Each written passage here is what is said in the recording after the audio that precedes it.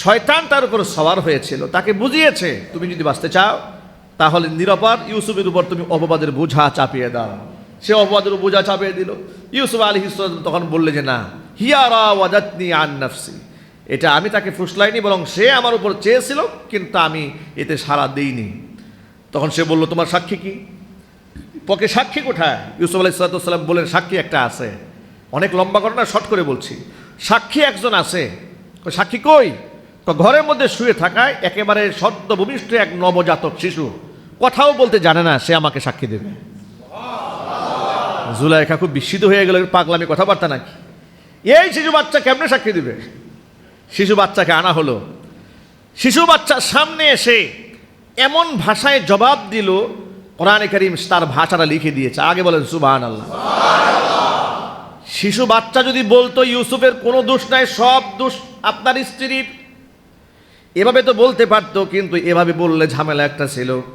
তাহলে জুলাইখা বলতো তার উপর জাদু করা হয়েছে, বাচ্চার উপরে, বাচ্চার উপর জাদু করিয়ে তার মুখ থেকে কথা বের করা হয়েছে, ঠিক কিনা? বাচ্চা এভাবে জবাব না দিয়া এমন একটা কৌশলে জবাব দিয়েছে। কোরআনে কারীমের মধ্যে আল্লাহ রাব্বুল আলামিন বলে দিয়েছেন ওয়া শাহিদা শাহিদুম মিন আহলিহা ইন কানা কামিসুহু কুদ্দা মিন দুবুরিন ফাকাযাবাত ওয়া হুয়া মিনাস সাদিকিন। ইন কানা কামিসুহু কুদ্দা মিন কুবুলিন, যদি জামা সামনের দিক থেকে ছিঁড়া হয়, ফাসাদাকাত, তাহলে আপনার স্ত্রী সত্যবাদী। ওয়া হুয়া মিনাল কাযিবিন, ইউসুফ মিথ্যাবাদী। ওয়া ইন কানা কামিসুহু কুদ্দা মিন দুবুর, জামা যদি পেছন দিক থেকে ছেঁড়া হয়, ফাকাযাবাত, তাহলে স্ত্রী মিথ্যাবাদী। ওয়া হুয়া মিনাস সাদিকিন, ইউসুফ সত্যবাদী। সুবহানাল্লাহ। এখন আপনারা বলেন তো জামা কি সামনে ছেঁড়া না পেছনে? বাচ্চা বুঝিয়েছে কোনো পুরুষ যদি কোনো নারীর উপর জোরপূর্বক ধর্ষণ করতে যায়, আর নারী যদি আত্মরক্ষা করতে যায়, নিশ্চয় ধস্তাধস্তি করতে গিয়ে পুরুষের সামনে জামা ছিঁড়ে যাবে, ঠিক কিনা? আর পেছন দিক থেকে যদি ছেঁড়া হয় তাহলে প্রমাণ হবে পুরুষ আত্মরক্ষা করতে চেয়েছে, মহিলা পিছন দিক থেকে টান দিয়ে ধরেছে। আল্লাহু আকবার। এমন এক কৌশলী জবাব দিয়েছে, সাক্ষী আর দরকার নাই, সাক্ষী স্বামী নিজেই হয়ে গেছে। কোরআনে কারীম বলছে এরপরে যখন সে তাকিয়েছে, ফালাম্মা রাআ কামিসাহু কুদ্দা মিন দুবুর, যখন দেখলো জামা পেছন দিক থেকে ছেঁড়া, ক্বালা ইন্নাহু মিন কাইদিকুন্না ইন্না কাইদাকুন্না আযীম, এটা তোমাদের মহিলাদের চক্রান্ত, আর তোমাদের মহিলাদের চক্রান্ত বড় ভয়ঙ্কর। এই চক্রান্তে যারা পড়েছে, মেধাবীর মেধা শেষ, জ্ঞানীদের জ্ঞান শেষ, ইমাম সাহেবের ইমামতিও শেষ, ঠিক কিনা বলেন? মুয়াজ্জিন সাহেবের মুয়াজ্জিনগিরি শেষ। এই পাল্লা যদি একবার পা দিছে, এটা বড় ভয়ঙ্কর ফাঁদ, এই ফাঁদে পা দেওয়া যাবে না। কত এসপি, কত ওসি, কত ডিসি, সম্মানিত ব্যক্তিবর্গ সব শেষ হয়ে গেছে। পরিমনের খপ্পরে পড়ছিল সাকলাইন বেচারা। হ্যাঁ, এত বড় একজন অফিসার, বিসিএস ক্যাডার, সম্মানিত মানুষ, কত সম্মানিত পেশা, পরিমনির খপ্পরে পা দিছে।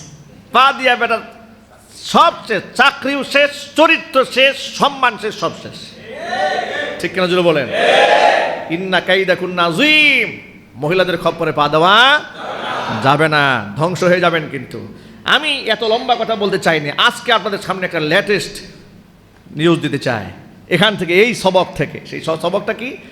মিথ্যা দিয়ে কোনোদিন সত্যকে আটকায় রাখা যায় না। যেভাবে পারে নাই জুলাইখা, যেভাবে পারে নাই মক্কাতুল মুকাররমার অসংখ্য কুফফারেরা মিথ্যা দিয়ে সত্যকে আটকায় রাখতে, যেভাবে চিরজীবন শয়তান ব্যর্থ হয়েছে, সত্য প্রতিষ্ঠিত হয়েছে, অনুরূপভাবে বাংলাদেশে বিগত 16টি বছর ধরে আলেমদেরকে জঙ্গি বানাবার নাটক এমনভাবে সাজানো হয়েছিল যে আলেমরা ছিল সমাজের সবচাইতে শান্তিকামী।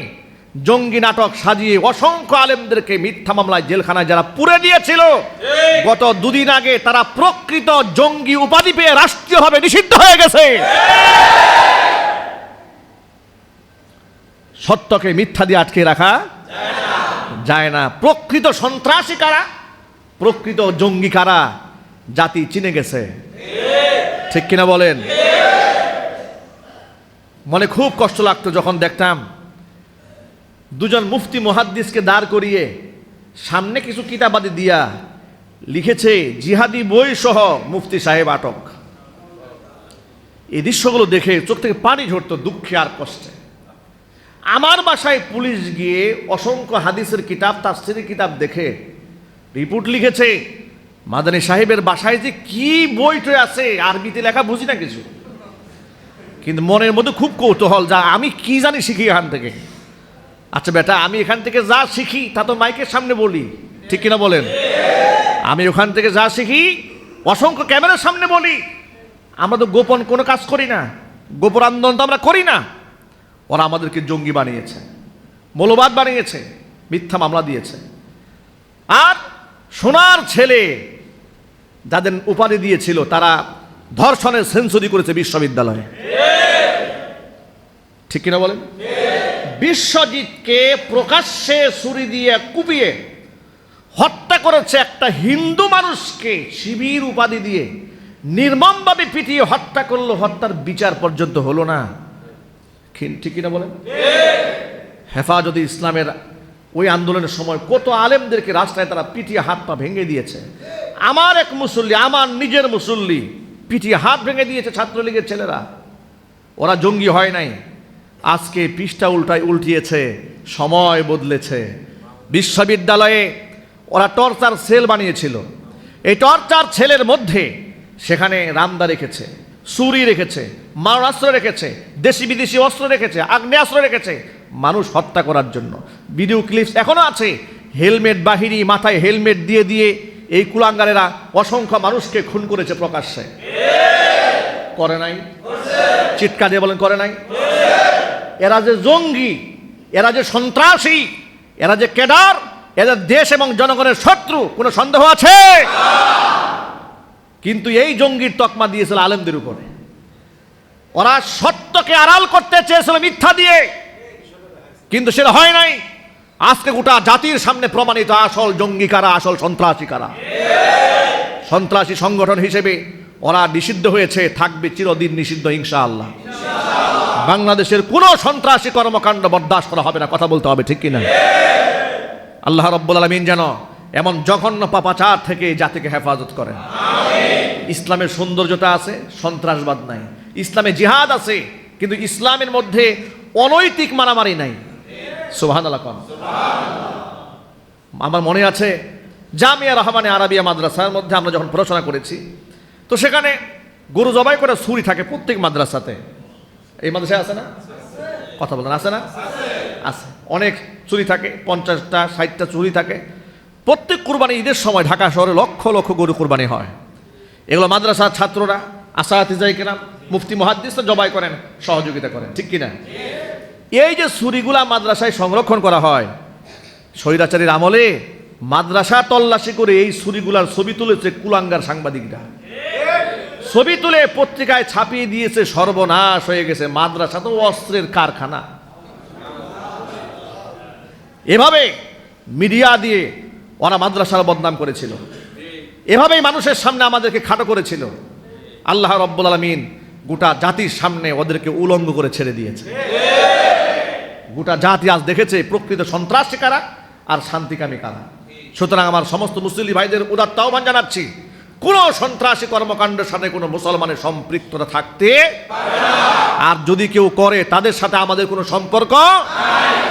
আল্লাহ রাব্বুল আলামিন আমাদেরকে সত্য উপলব্ধি করার তৌফিক দান করুন। আর মিথ্যা দিয়ে সত্যকে কখনো আটকে রাখা যায় না, এটা প্রমাণিত হয়েছে যুগ যুগ ধরে। আল্লাহ রাব্বুল আলামিন যেন এই জন্য আমাদের সত্যের উপর অবিচল থাকার তৌফিক দান করেন। আমিন। ওয়া আখিরু দাওয়ানা আলহামদুলিল্লাহি রাব্বিল আলামিন।